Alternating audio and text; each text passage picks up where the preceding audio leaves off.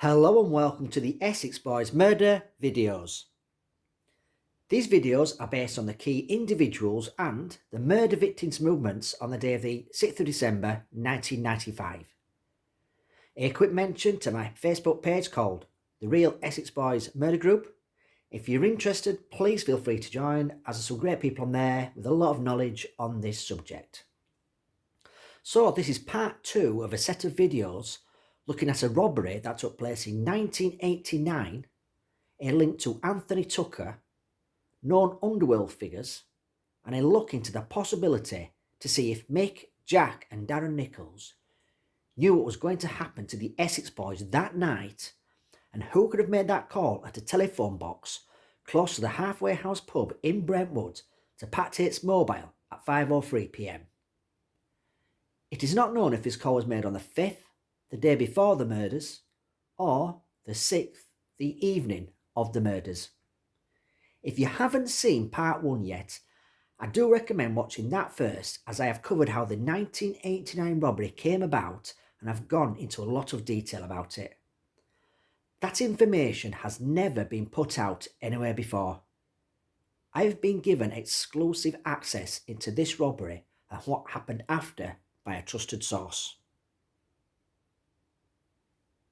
Before I start, I'm going to tell you that there's been a lot of false information put out in the tabloids and on social media linking armed robber Billy Jasper and the Group 4 security van robbery that took place in 1989 to Anthony Tucker. It has been said high echelon crime figure Patsy Bolt-Eyes Clark was the mastermind behind the robbery and had given £300,000 of the cash from the robbery to Anthony Tucker to launder for him through his businesses, and when Patsy Clark asked for the money back, Anthony Tucker apparently told him he had spent it and it had all gone, so this was the reason a contract was put out on him. This information is untrue and totally inaccurate. As I go through these sets of videos, I will dispel those myths that have been put about and give you accurate information that has been given to me with a lot of research I've done myself. Most of my subscribers know I deal in facts, not theories, and always put a lot of detail in my videos. Trust me viewers when I tell you this, you will not see a more accurate account of how that 1989 security van robbery was planned, pulled off, and what happened afterwards anywhere else. Not on any other YouTube channel, social media site, or what's printed in the tabloids. In this video, I'm going to cover the planning of the robbery and the key places that will be used to pull it off. In the last video, I got up to where the masterminds behind the robbery, David Corson and John Aitken, were hatching a plan to steal £1.5 million in cash from the TSB, which would be transported by John Aitken, who worked for the Group 4 security company. They decided they needed more people to pull it off, and one evening when David Corson was getting a lift to work from Anthony Tucker, he told him about him and his friend's plan to rob the Group 4 security van of the large amounts of cash that would be on board. David Corson told Anthony Tucker that he needed a few extra people to pull the robbery off, and did he know anyone who would be interested and capable of pulling off the heist. Anthony Tucker told him to leave it with him as he knew people who could.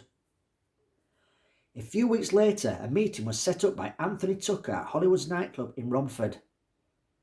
David Corson turned up with John Aitken and met Anthony Tucker there.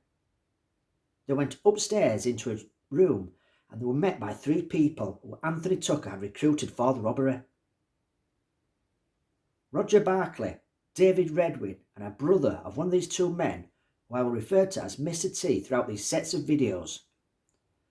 The reason for this is that Mr. T was questioned by New Scotland Yard's Flying Squad detectives months after the robbery, but was never charged.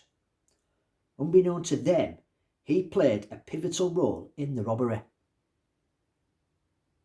David Corson already knew 2 of these men and had heard of the other. Roger Barkley and David Redwin had done door security work for him in the past at the Hollywood's nightclub in Romford. David Corson thought Anthony Tucker was going to get people who had done this type of work before and could pull it off no problem. From what he knew of Roger Barkley and David Redwin was that they had never done anything like this before. What he did know was that they could certainly handle themselves if things came on top. The gang began to talk about how they would pull this security robbery off.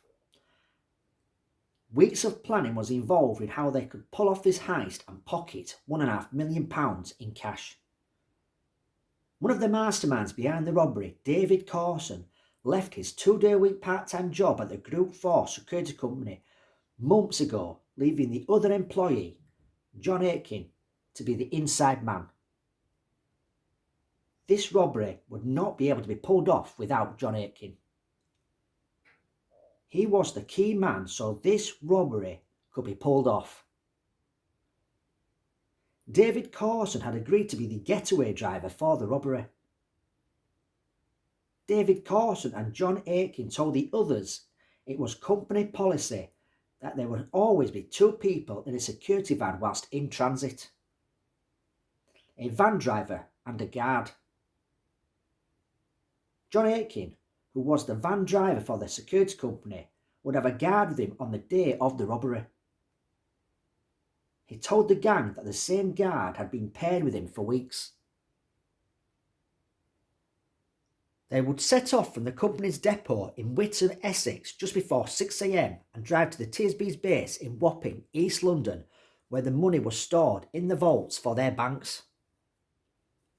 They would park inside the TSB's base and their employees would load the money, which was usually £1.5 million, in large bags of cash from the vaults onto the van. Once this was done, they would set off back to the Group 4's depot in Witham. What John Aitken began to do after the money was picked up from the TSB's money base in Wapping, East London, was to travel back along the same route as usual, but purposely pull up at a newsagent store, give the guard some money and ask him to go inside and buy him something, seeing as he was the van commander. Now, this is totally against Group 4 security policy. When they were in transit with cash, no employees were allowed to leave the van under any circumstances. Even if a police vehicle had flashing lights on, telling the van to pull over, they would have a sign to put up in the window to say, "We'll follow you to the nearest police station." This was to prevent being caught out by robbers posing as police officers to steal the cash in their vans. John Aitken would use the same newsagent store every time they made their way back to the depot in Witham and tell the guard to go in and buy him something, so it would not look out of the ordinary if he pulled up outside the newsagent store on the day of the robbery. The guard would not suspect anything, and John Aitken had already gained his trust, as no one knew they pulled up at the newsagents every time they made their way back to the depot in Witham. When the unsuspected guard came out of the newsagents and made his way back to the van, he would be threatened and pushed into the van, then tell the inside man and van driver John Aitken to head to the Epping Forest area, where David Corson would follow in a getaway vehicle. They would pull up somewhere quiet, make sure the guard heard John Aitken was being threatened by them, then tie the guard up and transfer the money from the van to the getaway vehicle. John Aitken, the inside man, would give the gang time to flee the area before raising the alarm. The gang would get hold of some rope for the job, and they also decided a firearm would be needed to make it look more convincing. Out of the 3 members who were recruited by Anthony Tucker, Mr. T was more connected to organised crime through his drug dealing. He acquired a handgun for the robbery through his contacts from the Canning Town area of East London. David Redwin, Roger Barkley and Mr. T did recce's as to where they could tie up the unsuspected guard and transfer the money from the security van to the getaway vehicle. They eventually found a place in the Hainault Forest area which would be perfect. Whilst they were there out doing recce's, they spotted a gold-coloured Jaguar car that was parked up close to the forest. they decided it would be a perfect getaway vehicle for the robbery. The three men decided to go back when it was dark, a week before the robbery, and steal the vehicle. The day after stealing the Jaguar, it was driven to David Carson's property in Ipswich to look after until the day of the robbery. The three men didn't tell David Carson where they had stolen the Jaguar from. When it arrived at David Carson's address in Ipswich, which was a week before the robbery, he parked the 4.2 gold-coloured Jaguar behind his friend's block of flats. He parked it close to a wall away from any streetlights because when Roger Barkley and the others stole the car from the Hainault Forest area, they smashed a rear quarter-light window to get in. David Carson made sure the smashed quarter-light was facing the wall away from any streetlights so it couldn't be spotted by passers-by.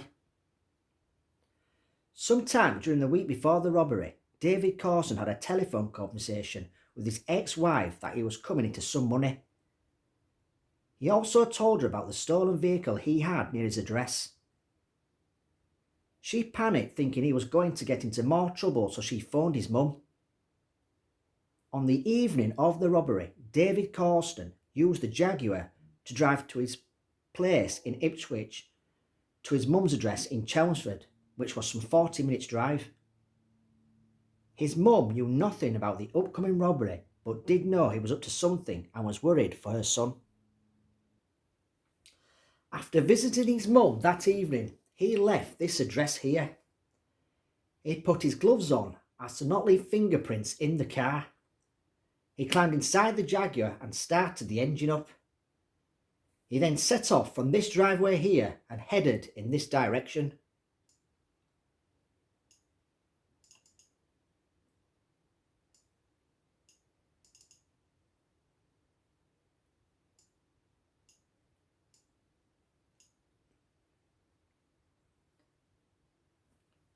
Then, all of a sudden, a car heads towards him with their full beam on, causing David Carson to stop the Jaguar. He noticed a male in the vehicle shouting at him.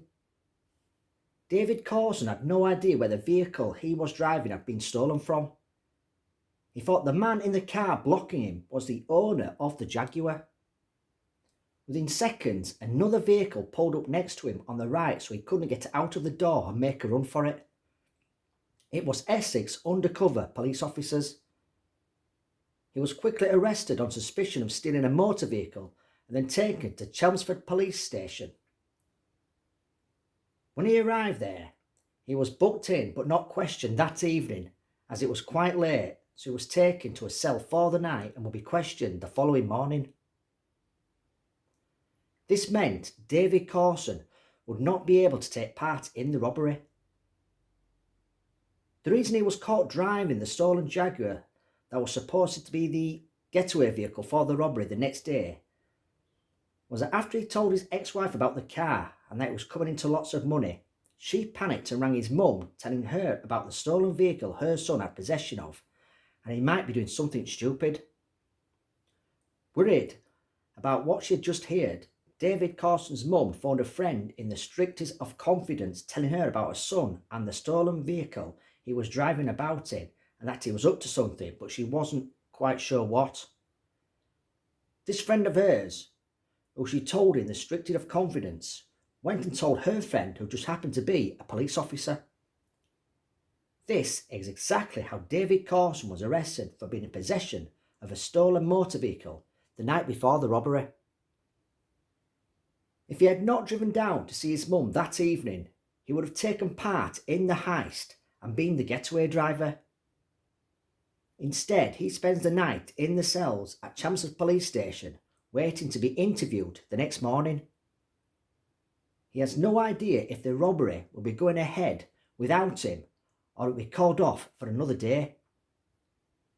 He knew he had an inside man being John Aitken, and this robbery could have been pulled off any time. So what I'll do now is finish here for part 2, and in the next video I'll be taking you along the route the security van took that day, where the robbers pulled up prior to the heist, the exact newsagents the security van always pulled up at when leaving the TSB's money base in Wapping with the cash on board, and what happened after the gang hijacked the Group 4 security van. You don't want to miss that one, as it's full of facts and information that have never been put out anywhere before on social media, any YouTube channel, or false information fed to the tabloids. Don't forget, you can join my Facebook page, The Real Essex Boys Murder Group. So until next time, take care.